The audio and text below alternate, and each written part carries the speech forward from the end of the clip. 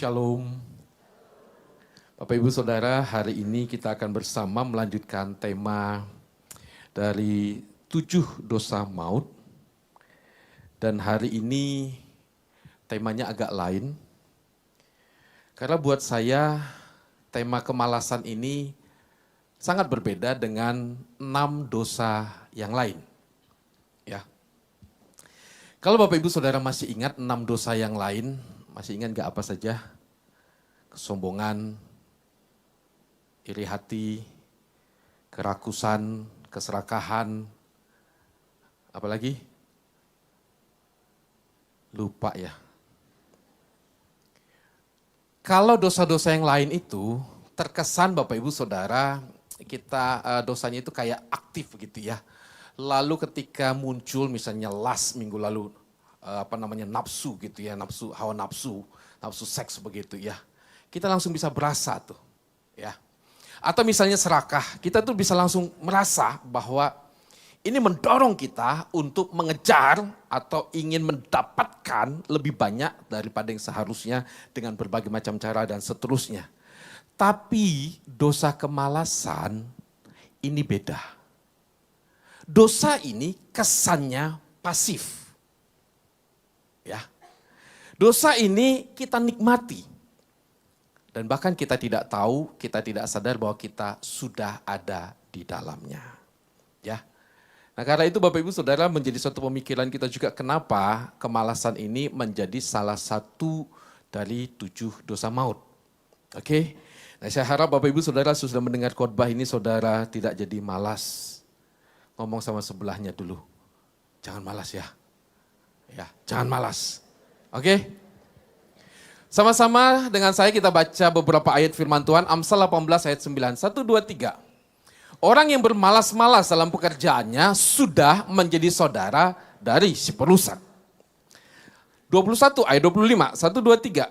Si pemalas dibunuh oleh keinginannya karena tangannya enggan bekerja. Pengkhotbah 10 ayat 18. Oleh karena kemalasan runtuhlah atap. Dan oleh karena kelambanan tangan bocorlah rumah. Ayat terakhir. Karena kita ini buatan Allah diciptakan dalam Kristus Yesus untuk melakukan pekerjaan baik yang dipersiapkan Allah sebelumnya. Ia mau supaya kita hidup di dalamnya. Ini terambil dari Efesus pasal 2 ayat 10. Saya mau mengawali renungan pagi ini dengan sebuah curhatan, sebuah cerita yang dilakukan oleh seorang pemuda, seorang pria. Dia cerita tentang pada waktu dia masih kuliah, ya. Dia dengan teman sekamarnya itu hobi main game ini. Jadi dia cerita tentang pengalaman dia bersama dengan teman sekamarnya waktu dia kuliah. Dan di kamar itu, dia fasilitas di kamarnya lumayan cukup banyak begitu. Ada TV-nya, ada sofanya dan sebagainya. Nah, pada waktu itu game ini lagi viral dan orang ini menikmati permainan ini berjam-jam lamanya. Sampai-sampai dia katakan gak mau mandi. Sampai-sampai gak mau makan. Sampai-sampai dia katakan mereka bolos kuliah. Nah, memang di dalam kisahnya dia tidak sebutkan bahwa dia tidak ke gereja, tapi kemungkinan besar juga sama. Karena kalau orang main game, apalagi misalnya itu udah malam mingguan, itu bisa bablas, bisa jadi dia juga tidak ke gereja. Lalu dia katakan bahwa saking dia dikuasai oleh game ini, ketika dia merem, tutup mata, yang dia bayangin, yang dia lihat dalam tutup mata, dalam kegelapan tutup matanya adalah game itu. Suatu ketika temannya ngingetin dia, karena dia sudah tidak pernah tidur di tempat tidurnya. Jadi dia tidur di sofa sambil memegang game itu ketiduran. Dia ingetin, kamu sudah gak tidur di tempat tidurmu tapi tidur di sofa itu. Suatu ketika dia berangkat kuliah. Dan bagi dia katakan berangkat kuliah, bisa berangkat kuliah itu sebuah keberhasilan yang luar biasa. Waktu dia pulang kuliah, dia temukan ada sebuah tulisan di layar TV tempat dia biasa main game ini. Tulisannya apa? Tulisannya adalah Pengkhotbah pasal 10 ayat 18. Oleh karena kemalasan runtuhlah atap, dan oleh karena kelambanan tangan bocorlah rumah. Dia kepikiran dengan ayat ini dan dia lihat hidupnya. Oleh karena game itu yang menyita hatinya, pikirannya dan segala sesuatu dalam hidupnya, dia katakan rumah hidup saya itu seperti rumah yang atapnya sudah bocor, yang atapnya sudah rubuh. Di akhir dari ceritanya dia katakan ini. Saya telah terjerat oleh dosa yang sangat licik dan mematikan, yaitu kemalasan. Ketika saya memikirkan cerita anak muda ini, saya kepikiran begini Bapak Ibu Saudara. Kalau gitu apa itu artinya malas? Menurut Bapak Ibu apa artinya malas? Saudara jangan bilang, saya malas menjawabnya Pak. Apa artinya malas? Kita akan berkata orang malas itu adalah orang yang tidak mau ngapa-ngapain. Betul? Sekarang pertanyaannya adalah kalau orang itu tidak mau ngapa-ngapain, nah dia lagi ngapain? Lagi ngapain? Tidur. Berarti dia sebenarnya lagi ngapa-ngapain. Betul? Jadi Bapak Ibu Saudara, malas itu bukan berarti dia tidak melakukan sesuatu. Malas itu sebenarnya dia lagi melakukan sesuatu. Orang malas itu bukan berarti dia tidak ngapa-ngapain. Orang malas itu sebenarnya lagi ngapa-ngapain. Tapi, nah ini, ngapa-ngapainnya itu ngapain? Ayo ngapain? Mungkin Bapak Ibu pernah sebagai orang tua pernah ngingetin anaknya. Kamu itu loh males-malesan aja. Nah ketika kita sebagai orang tua ngingetin anak kita males-malesan aja, maka yang kita tahu adalah anak kita mungkin tidur-tiduran, main handphone sepanjang hari, sepanjang waktu. Lalu kita kepikiran, kenapa kita katakan dia sedang males-malesan? Karena dalam pikiran kita seharusnya ada sesuatu yang harus dia lakukan, tapi dia tidak lakukan. Sedangkan yang tidak seharusnya dilakukan, justru itu yang dia lakukan. Jadi Bapak Ibu Saudara, orang malas itu adalah orang yang sebenarnya sedang ngapa-ngapain, tetapi yang dia apainnya itu adalah sesuatu yang tidak penting dan tidak utama dalam hidupnya. Jadi dia menghabiskan waktu untuk sesuatu yang bukan utama dalam hidupnya. Yang kedua Bapak Ibu Saudara, apa yang bisa kita pelajari dari cerita anak muda itu tadi? Yang kedua Bapak Ibu Saudara, malas itu tidak terjadi dalam satu malam.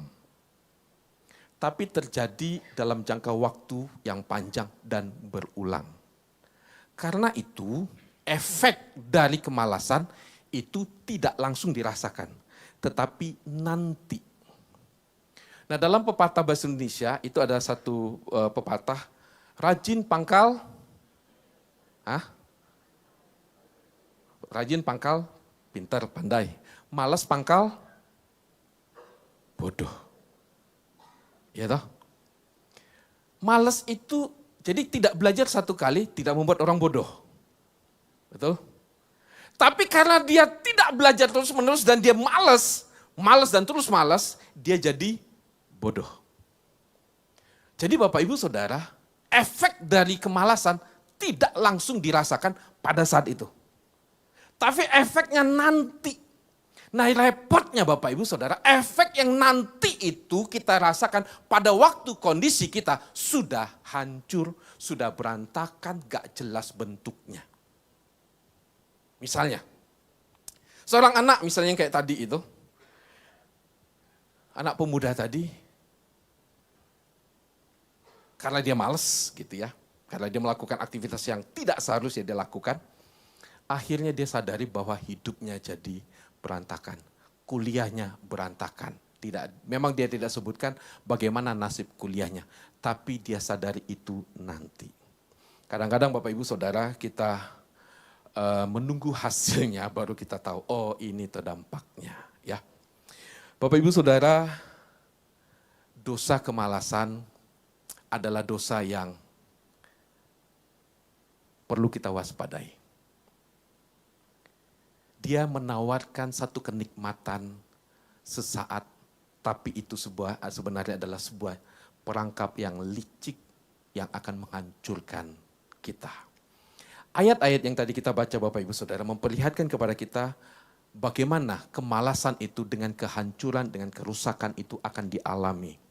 Amsal 18 ayat 9, orang yang bermalas-malas dalam pekerjaannya dikatakan sudah menjadi saudara dari si perusak. Dia sudah menjadi saudara dari si perusak. Jadi hubungan antara orang malas dengan kerusakan itu dekat sekali. Amsal 21 ayat 25, si pemalas dibunuh oleh keinginannya. Karena tangannya enggan bekerja. Sebenarnya orang pemalas itu punya banyak keinginan. Tapi dia nggak mau melakukan, dan punya banyak alasan untuk tidak melakukan itu semua. Apalagi sesuatu yang penting dan yang utama dalam hidupnya. Kalau begitu jadi keinginan orang malas apa? Malesan lagi. Ya. Suatu ketika saya itu dapat satu pertanyaan, kalau gitu orang malas tuh rajin nggak Pak? Orang malas tuh rajin bermalas-malasan. Dia rajin tapi untuk sesuatu yang tidak seharusnya dia lakukan. Pengkhotbah 10 ayat 28, oleh karena kemalasan runtuhlah atap. Dan oleh karena kelambanan tangan bocorlah rumah. Bapak Ibu Saudara, kalau di rumahnya atapnya sudah bocor, saya yakin kita akan langsung untuk memperbaikinya. Saya yakin Bapak Ibu Saudara tidak akan ada yang duduk menatap. 1 tetes, 2 tetes, saudara hitung gak ada. Atau ketika bocor itu terus membuat tanda di tembok, tuh saudara bayangkan, wah ini ada pulau Jawa, wah ini ada pulau Kalimantan ini. Enggak. Kalau saudara menunda untuk memperbaikinya, tangan saudara lamban untuk mengerjakannya, rumah saudara akan hancur. Jadi Bapak Ibu Saudara, dari 3 ayat ini ada satu kesamaan yang disampaikan oleh firman Tuhan itu adalah kemalasan itu akan mendatangkan kehancuran dan kerusakan. Jadi Bapak Ibu Saudara, seorang pemalas, dia akan rusak, hidupnya akan hancur, itu oleh karena dirinya sendiri. Dia tidak dihancurkan oleh orang lain. Tapi dia dihancurkan oleh dirinya sendiri. Saya kepingin Bapak Ibu Saudara ngomong sama sebelahnya, kawan, jangan malas ya supaya hidupmu nggak hancur. Ayo ngomong sama sebelahnya. Hai bro, jangan malas supaya hidupmu nggak rusak.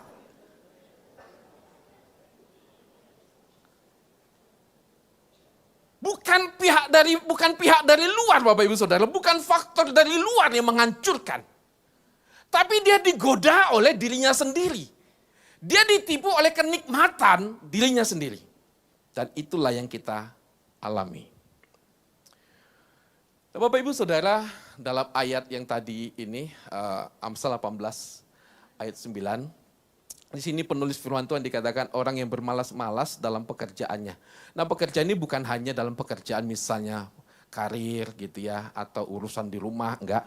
Tapi ini juga seperti yang tadi dikatakan oleh Ibu Grace, ini juga bicara tentang kemalasan dalam hal rohani. Tapi gini Bapak Ibu Saudara, seseorang tadi saya katakan dia malas, padahal ada sesuatu yang dia harus lakukan, yang utama dan penting, tapi dia tidak lakukan. Pertanyaannya adalah, mengapa orang ini tidak mau melakukan sesuatu yang seharusnya dilakukan, tapi dia justru memilih melakukan sesuatu yang tidak seharusnya dilakukan?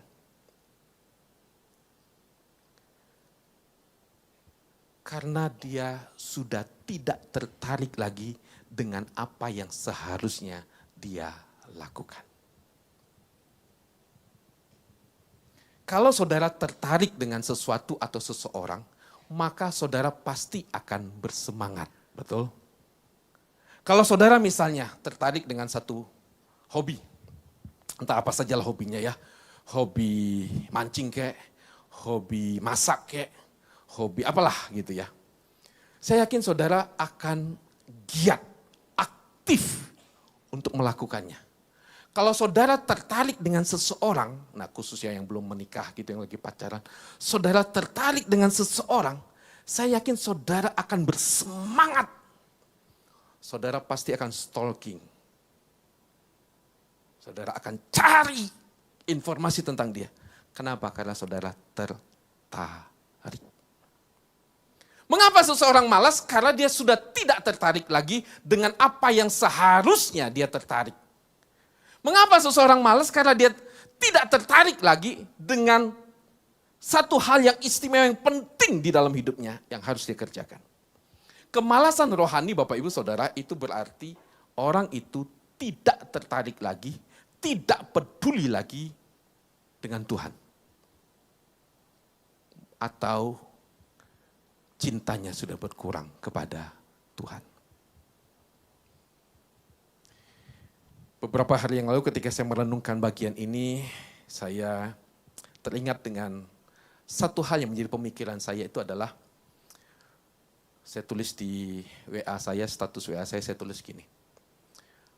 Masih cinta sih, tapi sudah tidak tertarik lagi.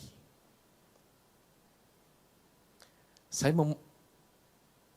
memikirkan kalimat itu di dalam relasi.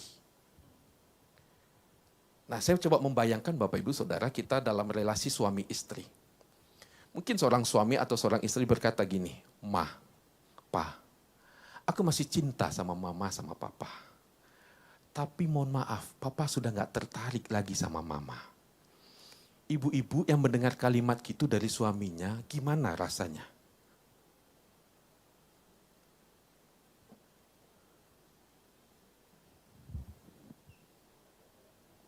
Terima kasih Pak. Mama juga.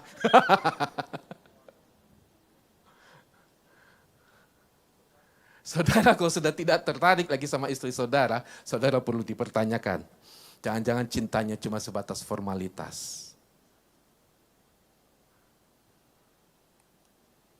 Saya sih cinta sama Tuhan, tapi saya sudah gak tertarik lagi sama Tuhan. Coba saudara pikirkan. Atau kasih kita berkurang sama Tuhan. Kalau kita sudah tidak tertarik lagi sama Tuhan, Bapak Ibu Saudara, pertanyaannya adalah, saudara tertarik dengan siapa? Kan begitu. Kalau saudara sudah tidak peduli lagi sama Tuhan, kalau gitu saudara peduli dengan siapa? Kalau saudara katakan, saya sudah cintanya berkurang kepada Tuhan. Terus kalau gitu cinta kita kepada siapa yang lainnya? Kalau saudara katakan itu kepada pasangan saudara, "Mah, sorry, cintanya papa sama mama itu udah berkurang. Sudah sekian tahun menikah, sorry, tinggal 30%. Terus 70% lagi sama siapa, Pak?"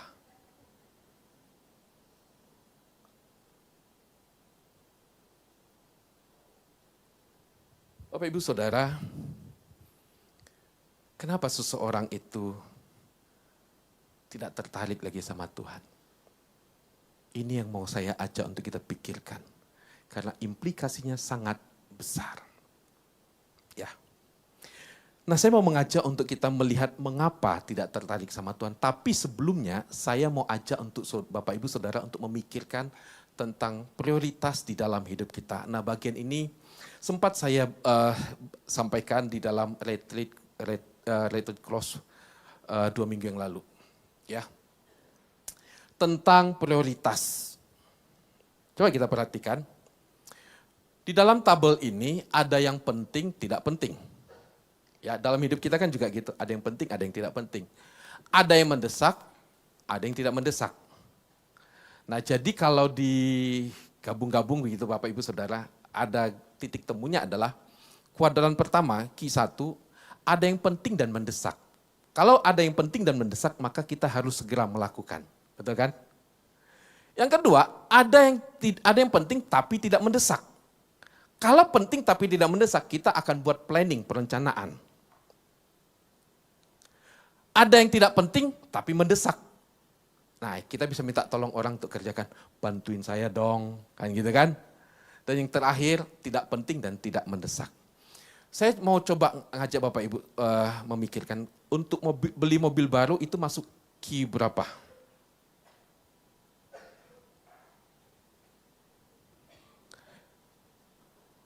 Beli mobil baru itu masuk kuadran mana? 1, 2, 3 atau 4?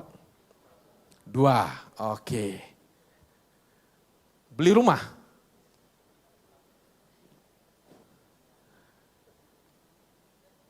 Penting, tidak mendesak. 1 lah Pak, penting dan mendesak. Oke. Healing.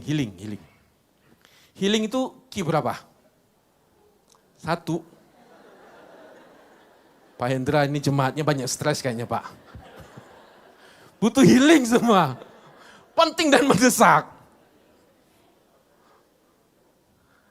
Kalau ini, intimacy with God.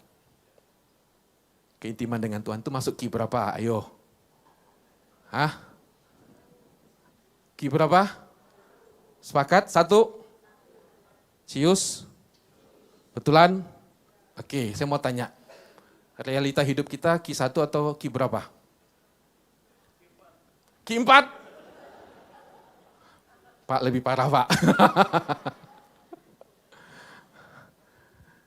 Secara teori kita akan berkata keintiman dengan Tuhan itu penting dan mendesak. Tapi dalam kenyataannya Bapak Ibu Saudara, dalam realita hidup kita Tuhan itu tidak kita taruhkan di tempat yang penting dan mendesak. Ketika terjadi sesuatu, kita bisa geser Tuhan itu. Karena itu bisa-bisa Tuhan itu memang kita tempatkan di Q4. Dia tidak penting dan saya tidak perlu tidak mendesak untuk saya berelasi dengan Tuhan. Bisa jadi begitu Bapak Ibu Saudara. Padahal kita tahu bahwa relasi dengan Tuhan itulah sumber kekuatan kita. Pada waktu kita menghadapi situasi apapun, pergumulan apapun, inilah yang menjadi kekuatan kita untuk melangkah. Tapi dalam kenyataannya, enggak. Tuhan Yesus pernah ngomong, di luar aku, kamu enggak bisa ngapa-ngapain. Nah dari sini Bapak Ibu Saudara, saya mau mengajak untuk memikirkan mengapa tidak tertarik lagi. Yang pertama, karena kita sudah kelelahan yang disebabkan oleh banyaknya kesibukan kita. Bapak Ibu Saudara, saya katakan malas ini bukan berarti seseorang itu dari awal itu sudah malas. Enggak juga. Bisa jadi awalnya dia adalah orang yang bergiat, semangat untuk Tuhan. Tetapi karena dia sibuk dengan pekerjaannya, dia lelah, capek, energinya udah habis. Kalau saya nggak kerjakan ini Pak, posisi saya digeser. Kalau saya nggak lakukan ini Pak, cuan saya habis Pak. Karena itu saya berjuang. Dan ketika pulang dari tempat pekerjaan, kita sudah lelah, habis, lowbat kita, tinggal 2%.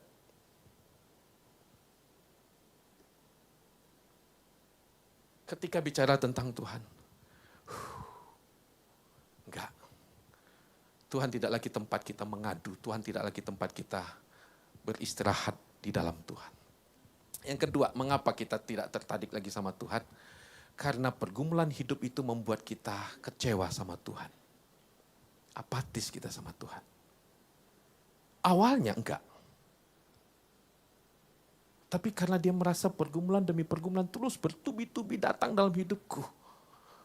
Di mana Tuhan?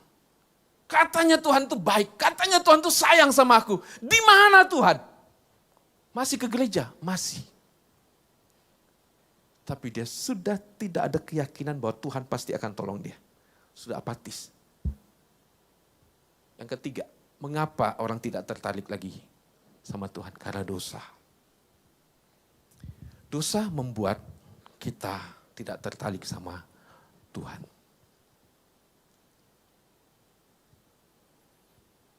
Dosa membuat kita menyadari bahwa aku nggak layak di hadapan Tuhan. Kalau aku datang kepada Tuhan, kayaknya aku munafik deh. ikut retret semangat tapi jatuh lagi dalam dosa, percuma. Bapak Ibu Saudara, saya mau katakan begini. Ketiga hal ini bisa membuat kita tidak lagi bergairah buat Tuhan. Tapi kalau kita tidak lagi menjadikan keintiman dengan Tuhan itu menjadi sesuatu yang paling penting dalam hidup kita, maka ketiga hal ini akan semakin membuat kita terpuruk. Justru Bapak Ibu Saudara, untuk menghadapi ketiga hal ini tadi, kita harus semakin intim dengan Tuhan. Amin. Saya ingin saudara ngomong sama orang di sebelah. Kawan, yuk intim dengan Tuhan yuk. Yuk ngomong sama sebelahnya. Ayo intim dengan Tuhan. Karena cuma itulah yang menjadi kekuatan kita. Kalau enggak, kita akan dikalahkan. Ya. Nah Bapak Ibu Saudara, mengapa seseorang itu apa yang menjadi dampak dari kemalasan? Saya mau mengutip dulu statement dari Richard Baxter. Beliau katakan gini, kemalasan adalah rumah setan untuk godaan. Kemalasan menjadi tempat yang digunakan oleh setan untuk menggoda kita. Kenapa bisa begitu? Sudah saya pikir-pikir Bapak Ibu Saudara, yang pertama, karena dosa kemalasan itu membuat kita itu gak jelas tentang apa yang penting dan tidak penting. Tentang apa yang utama dan tidak utama dalam hidup ini. Seperti tadi yang anak muda itu. Dia menikmati sekali kemalasan itu. Sampai-sampai dia tuh gak tahu lagi, dia blur banget. Mana yang penting dan yang tidak penting dalam hidupnya. Sehingga yang penting misalnya kuliah, dia tidak kerjakan itu. Ketika kita mengalami kemalasan rohani, maka Bapak Ibu Saudara, itu akan membuat kita itu betul gak sih relasi dengan Tuhan ini menjadi sesuatu yang penting? Kalau ini penting, akan kita lakukan. Tapi dalam kenyataannya kemalasan itu membuat, nanti ajalah. Jadi Bapak Ibu Saudara, dosa kemalasan itu akan memanjakan kita. Akan menina-bobokkan kita. Dan jujur Bapak Ibu Saudara, tubuh ini lebih suka bermanja-manjaan daripada disuruh kerja.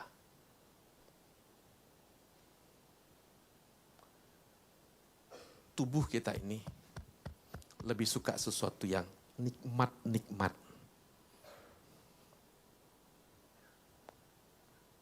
Nah ini membuat kita tidak jelas, kita sudah ditipu oleh perangkap licik dari si setan. Akibatnya Bapak Ibu Saudara, karena kita tidak tahu apa yang harusnya kita lakukan, maka itu membuat kita tidak melakukan apa yang seharusnya kita kerjakan, yaitu perintah-perintah Tuhan. Ketika saya mau mempersiapkan renungan ini, saya teringat dengan sebuah perumpamaan yang Tuhan Yesus sampaikan tentang perumpamaan tentang talenta. Diceritakan bahwa seorang tuan memanggil hamba-hambanya, ada 3. Hamba yang pertama mendapat 5 talenta, hamba yang kedua dapat 2 talenta, hamba yang ketiga dapat 1 talenta. Ya. Hamba yang pertama dapat 5 talenta, dia mengelola talenta itu dengan baik. Sehingga ketika tuannya datang, dia melaporkannya.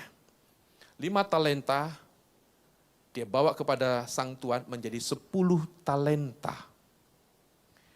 Hamba yang kedua diberikan 2 talenta, lalu ketika sang tuan datang, dia persembahkan 4 talenta. Berarti dia berjuang menggunakan talenta itu dan dia persembahkan kepada sang tuan. Nah, hamba yang ketiga dapat 1 talenta. Dicatat oleh Alkitab, dia menanam, menguburkan talenta itu. Nah, coba kita pikir, waktu dia kuburkan talenta itu, dia ngapain? Kalau hamba pertama dan kedua, mereka mengelola talenta itu dengan baik. Hamba yang ketiga, dia kuburkan. Ketika sang hamba dipanggil oleh sang tuan itu, si hamba ini ngomong gini, aku tahu engkau adalah tuan yang jahat. Jadi dia memandang sang tuan sebagai pribadi yang jahat. Lalu sang tuan ini ngomentarin si hamba ini adalah, kamu hamba yang jahat dan pemalas. Sebenarnya ini bukan bicara tentang berapa jumlah talenta yang dipercayakan, bukan. Tapi ini adalah bicara tentang sikap hati ketika seseorang itu dipanggil oleh Tuhan untuk mengerjakan sesuatu. Itu sikap hatinya. Allah mempercayakan talenta yang begitu banyak bagi umat Tuhan. Tapi kita tidak menggunakan itu dengan sebaik-baiknya. Kemalasan itu mengaburkan tentang panggilan Tuhan ini. Talenta-talenta yang istimewa yang Tuhan percayakan kepada kita, kita kubur. Nah Bapak Ibu Saudara perhatikan, tiga-tiga hamba ini, tiga-tiganya dipanggil oleh sang Tuhan untuk dimintai pertanggungjawaban. Jadi bukan cuma dua yang mengelola itu saja, tidak, tapi ketiga-tiganya dipanggil oleh sang Tuhan dan diminta pertanggungjawaban. Apa yang sudah kamu lakukan dengan talenta itu? Bapak Ibu Saudara, kemalasan membuat kita gak jelas apa yang harus kita lakukan dalam dunia ini.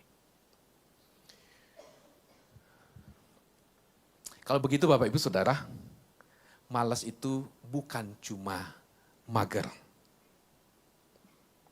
Malas itu ada problem yang jauh lebih dalam di dalam hati orang itu. Saya ambil contoh. Mungkin pergi ibadah, ya. Tapi ketika khotbah disampaikan, lebih menikmati bermain dengan handphone. Coba cek sebelahnya. Ada yang main handphone enggak? Saya itu suka duduk di belakang situ tuh. Ya, suka duduk di belakang. Nah, salah satu alasan saya suka duduk di belakang itu kenapa? Saya mau ngeliatin jemaat. Buka handphonenya apa yang dia buka ya. Saya ngomong gini terus nanti saudara ngecek Pak Gindo ada di belakang gak ya?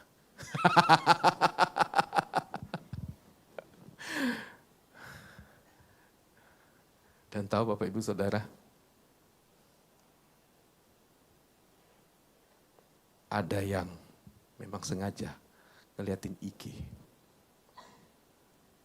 Lebih menikmati persekutuan dengan handphone daripada persekutuan dengan Tuhan.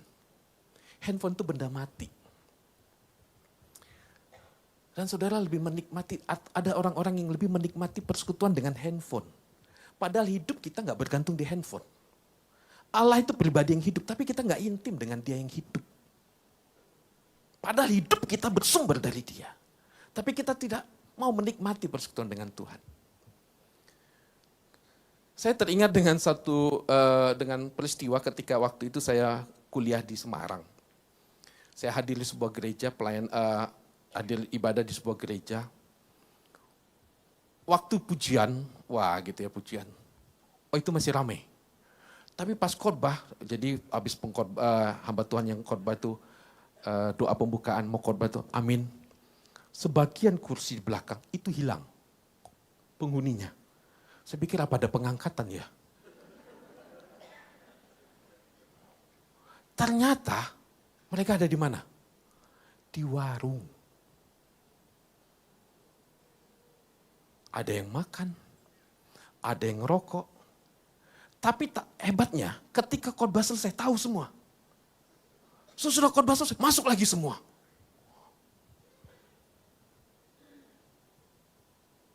Tidak menikmati, tidak tertarik lagi dengan Tuhan.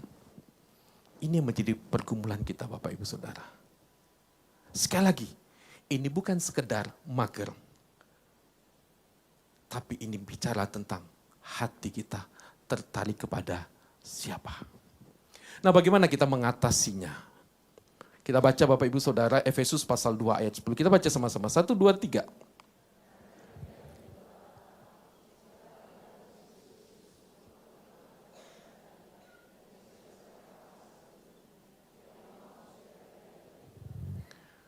Bapak Ibu Saudara, dari ayat ini, dan saudara nanti bisa lihat ayat 1 sampai dengan ayat 10, bagaimana Paulus menjabarkan tentang pesan Tuhan yang penting ini. Nah, bagaimana kita mengatasi kemalasan berdasarkan firman Tuhan ini? Yang pertama, ingatlah terus anugerah Tuhan. Dikatakan Bapak Ibu Saudara bahwa kita ini adalah buatan Allah. Kita ini adalah masterpiece-nya Tuhan. Kita ini adalah karya Allah yang begitu indah dan begitu istimewa. Dan terlebih dikatakan di situ kita ini diciptakan dalam Kristus Yesus. Yang artinya ini bicara tentang penebusan. Bahwa kita ini ditebus oleh Tuhan. Dan dia menjadikan kita karya yang istimewa. Masterpiece-nya Tuhan. Kalau Bapak Ibu Saudara membaca ayat 4 sampai dengan ayat 7, maka di situ kita menemukan betapa luar biasanya anugerah Tuhan yang Allah berikan kepada kita. Hari Selasa yang lalu dalam kebaktian doa yang dipimpin oleh Pendeta Jimmy, saya sangat diberkati dengan sebuah lagu yang beliau ajak dinyanyikan pada waktu itu. Judul lagu itu adalah Ribuan Malaikat. Bukankah dia dapat memanggil ribuan malaikat, lepaskan dia, tapi tidak dilakukannya. Dia rela mati untuk saya. Ketika tentara Romawi datang dengan senjata mereka, Tuhan Yesus ngomong, aku bisa panggil sepasukan malaikat, gampang menghancurkan tentara Romawi ini. Bisa. Tapi aku tidak mau lakukan. Karena aku mau berkorban untuk engkau. Ketika saya ingat lagu ini, saya ingat hati Tuhan.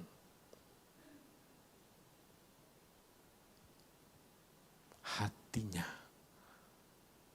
untuk engkau dan saya. Minggu depan, beberapa hari lagi kita akan merayakan Jumat Agung dan Paskah. Ambil waktu beberapa hari ini. Gunakan untuk ingat lagi cinta Tuhan buat engkau dan saya. Pikirkanlah, apakah kisah kayu salib itu masih menggetarkan hatimu? Membuat engkau menangis di hadapannya. Apakah pengorbanan Yesus mengusik kualitas kasih kita kepadanya? Hari Kamis nanti juga ada doa puasa. Gunakan momen sepanjang hari itu untuk saudara menikmati Tuhan dan menikmati lagi sapaannya. Yang kedua Bapak Ibu Saudara, bagaimana kita mengatasi kemalasan? Ingat, Tuhan mau pakai engkau dan saya.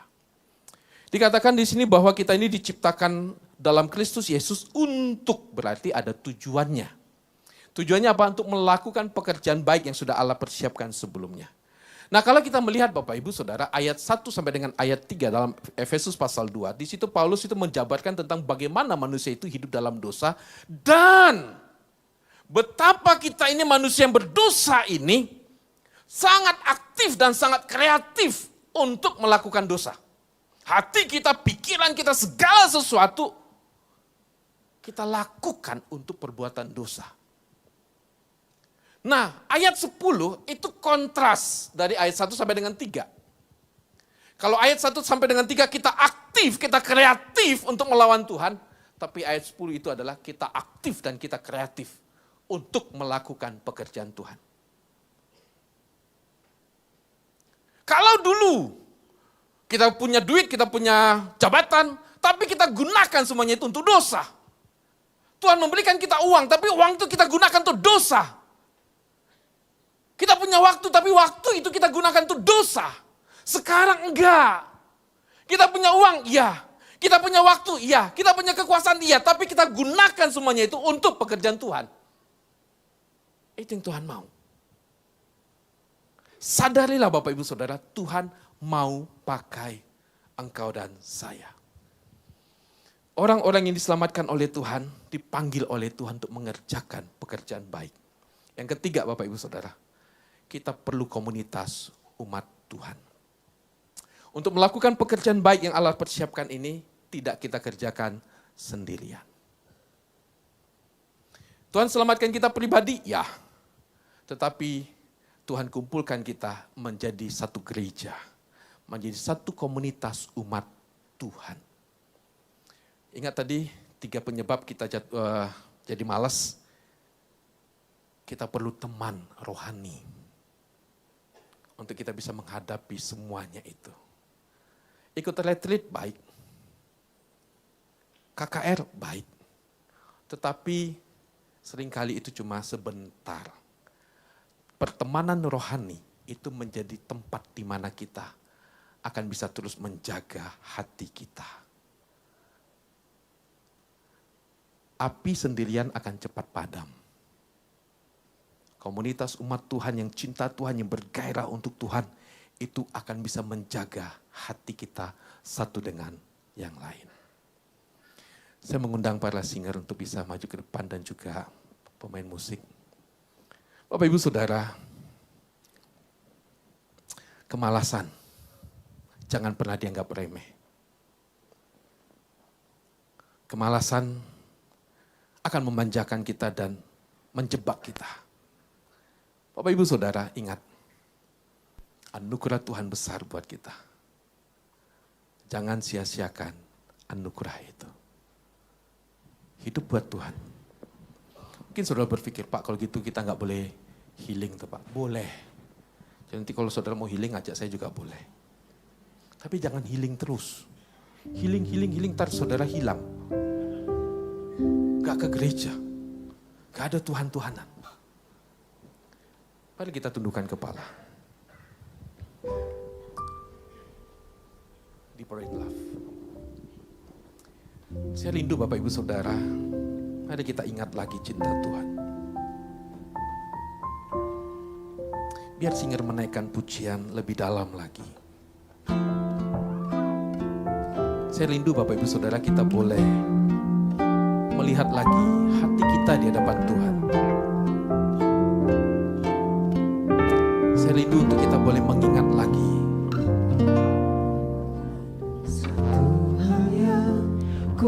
bagaimana hati kita kepada Tuhan.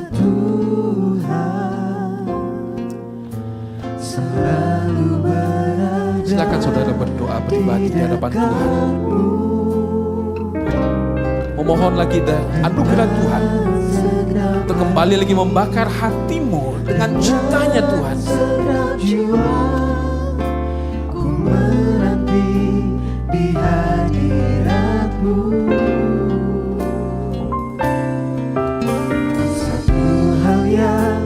Biarlah lagu ini boleh menjadi doa kita semua. Merindukan Tuhan, mencintainya lebih dalam lagi. Saya tidak tahu apa yang menjadi penyebab saudara padam, tidak tertarik lagi dengan Tuhan.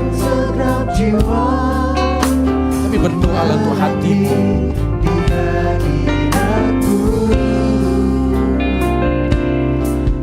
Lebih dalam lagi ku rindu Kau Tuhan, lebih dari segala yang ada.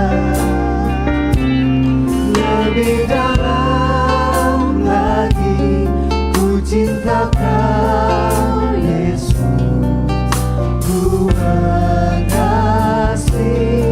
Lebih dalam lagi, sama-sama kita katakan di hadapan Tuhan. Lebih dalam lagi ku rindu Kau Tuhan, lebih dari segala yang ada. Lebih dalam lagi ku cinta Kau Yesus, ku mengasihimu.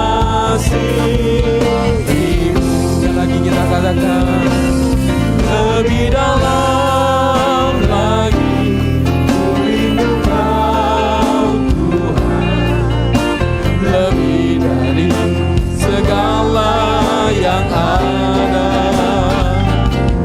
Lebih dalam lagi ku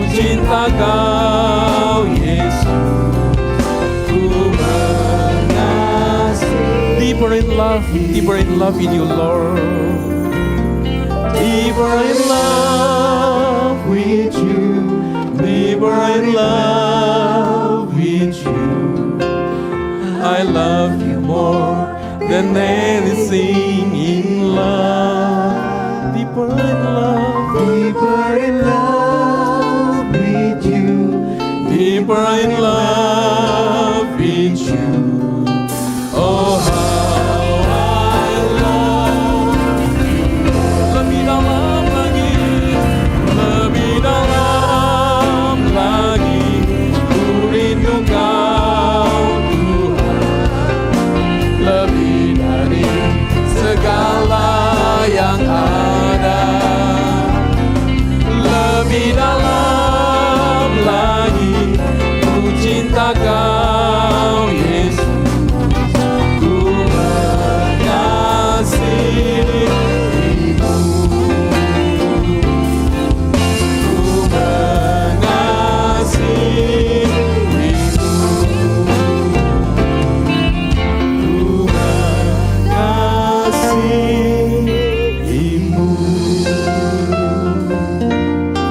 Tolonglah kami umat-Mu, supaya kami terus cinta Tuhan.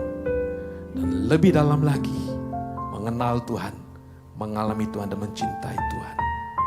Berkati kami semua ya Tuhan, berkati umat-Mu. Dalam nama Tuhan Yesus kami berdoa.